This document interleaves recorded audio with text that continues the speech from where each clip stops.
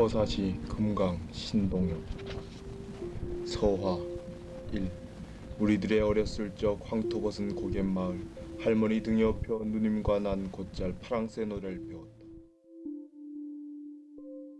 제 동생이 광주에 갔었다고, 그 무슨 한평 고구마 사건 그 집회가 있어서 갔다가 그 못하게 돼서 그런 걸 목격하고 서울에 올라와서 그 동포에게 드리는 글을 써갖고 그 기독교 회관에서 금요 기도회에 모이는 사람들한테 보여주려고 알리려고 하다가 결국 그렇게 떨어졌다고 그렇게 얘기를 들었었어요. 저희가 6남매예요. 6남매인데 제가 5번째고 동생은 6번째 막내였어요. 그러니까 저한테는 하나밖에 없는 동생이었죠.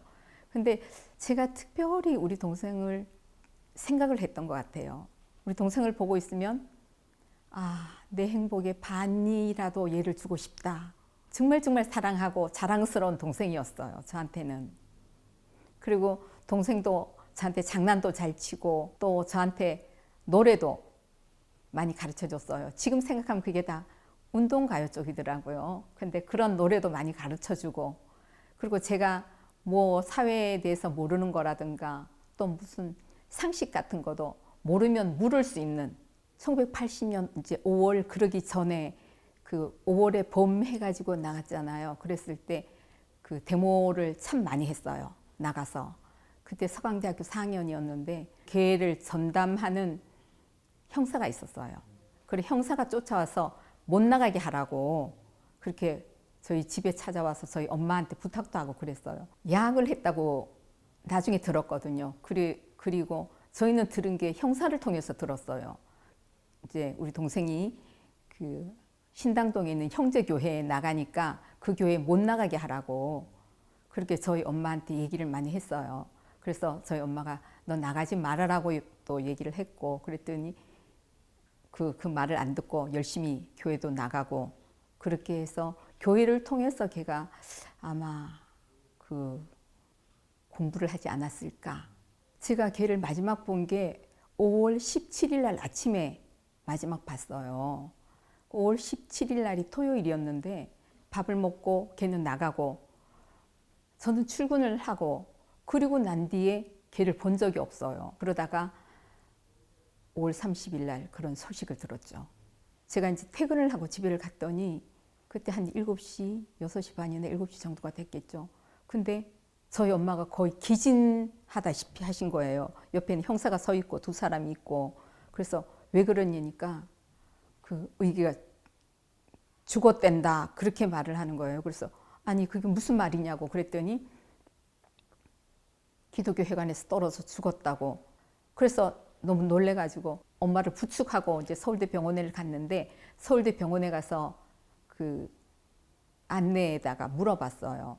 여기 기독교 회관에서 떨어진 학생이 있다고 그러는데 어디 있냐고 그랬더니 자기들끼리 누구? 그러더니 영안실에 있다고 그러더라고요. 그래서 영안실로 갔죠. 그래도 엄마가 거기서 탁 바닥에 주저앉은 게 지금도 기억이 납니다. 제가 교회를 안 다니고 있었어요. 우리 동생만 교회를 다니고 있었는데 제가 5월 달에 나 교회 좀 나갔으면 좋겠다 그렇게 얘기를 했더니 그럼 누나 우리 교회 와 그랬어요. 근데 그게 5월 11일이었어요. 5월 11일 날 둘이서 같이 교회를 갔죠. 우리 누나를 데리고 왔다고. 그래서 거기 일어서서 소개를 하고 이제 김의기 선생 누나라고 그렇게 인사를 했고요. 그 다음 주일날이 5월 18일이었어요. 5월 18일은 5월 17일 날 동생이 집을 나가고 예비검석이 됐기 때문에 집에를 못 들어왔거든요. 그래서 5월 18일은 저 혼자 교회를 나갔어요. 그리고 5월 25일은 제가 회사에 일이 있어서 교회를 못 나갔어요. 그러니까 교회를 딱 2번 나갔는데, 그리고 그 주간에 금요일이 5월 30일이었어요. 5월 30일 날 동생이 죽었다는 소리를 들었는데 그게 한 9시쯤 됐을 거예요. 엄마하고 나하고 둘이서 이런 소식을 듣고 제가 어떻게 해야 될지 너무 막막하더라고요. 그래서 제가 생각을 하고 교회에다가 전화를 했어요.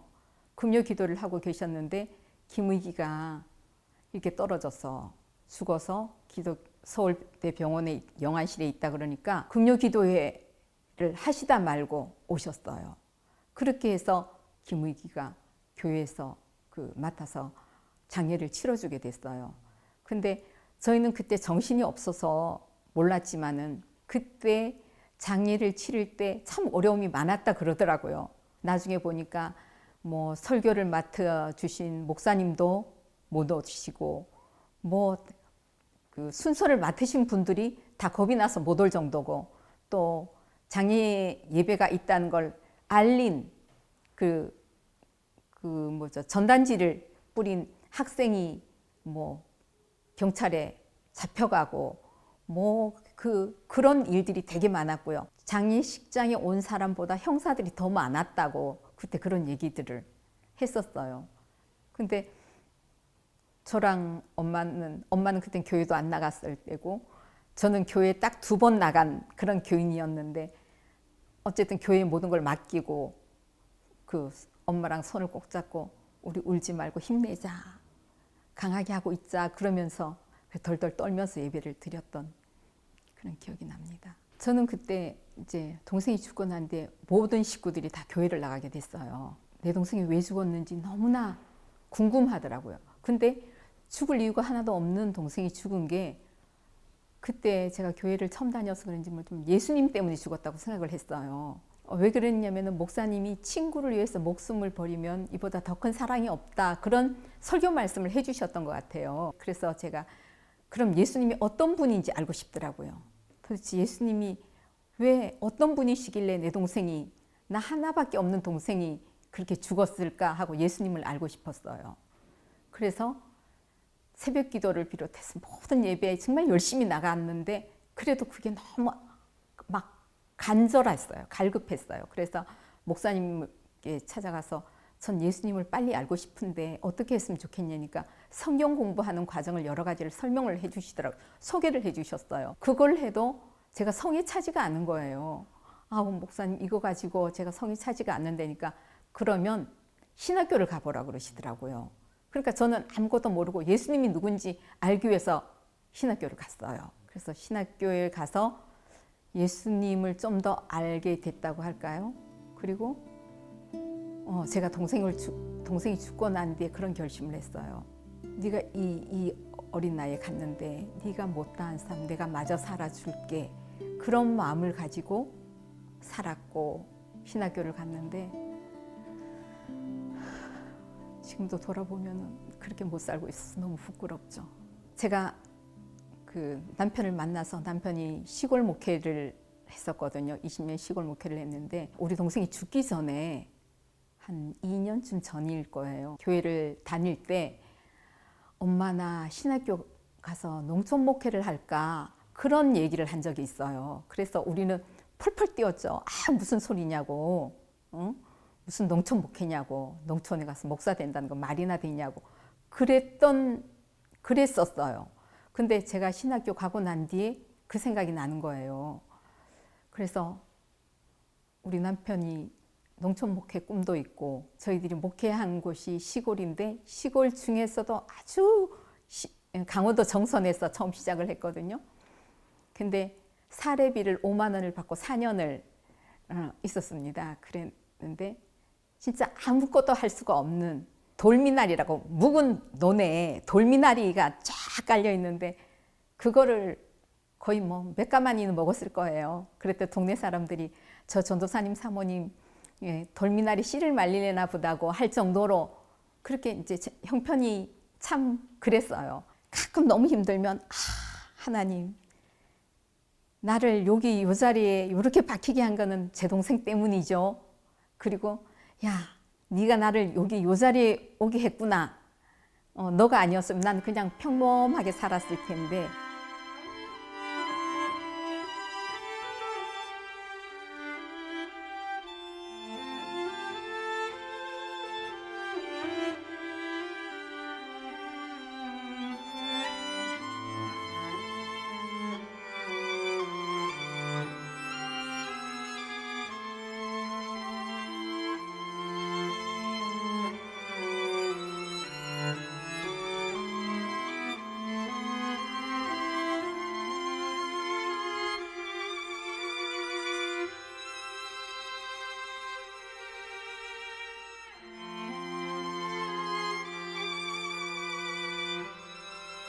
이 죽음이 살아나는 것보다, 죽음이 알려지는 것보다 그렇게 어렵고 힘들 때 그거를 알릴 수 있는 사람이 용기가 있었잖아요. 그 용기 있는 사람의 그 용기가 처음 내기가 참 어려운데, 전 동생이 참 자랑스러운 게 그런 용기를 냈다는 게, 그 어려운 가운데서도 이거를 밝혀야겠다는 그런 생각을 했다는 게 참 자랑스럽고 고마워요. 근데 아직도 그냥 지역 감정도 남아있고 좀 이렇게 갈라진 게 좀 합해지는 거였으면 좋겠어요. 합의되는 거였으면 좋겠어요. 좀 이렇게 그 물러듯이 흐르고 서로 막힌 게 뚫리고 그렇게 했으면 좋겠는데, 이렇게 되면은 5.18이 40년이 되고 50년이 되고 5.18을 기념만 하다가 끝내버리는 게 아닌가, 그런 생각이 드는 거예요. 그냥 이건 기념할 게 아니고 우리가 그냥 함께 살아서 새로운 모습으로 살아서 새로운 세상을 만들어야 되는데, 제 동생이 원하는 세상도 또 우리 모두가 원하는 세상도 서로 그냥 탁 터놓고 서로 뭐 갈등을 키워가면서 서로를 물어뜯는 게 아니라 좀 그런 세상이 됐으면 좋겠어요. 의기야, 잘 있었어? 내가 그때 25이었는데 지금은 65이다. 네가 못다 산 삶을 내가 살아주려고 그랬는데 그렇게 잘 되지 못해서 미안해. 그래도 너 만났을 때 덜 부끄러우려고 열심히 살기는 살았는데,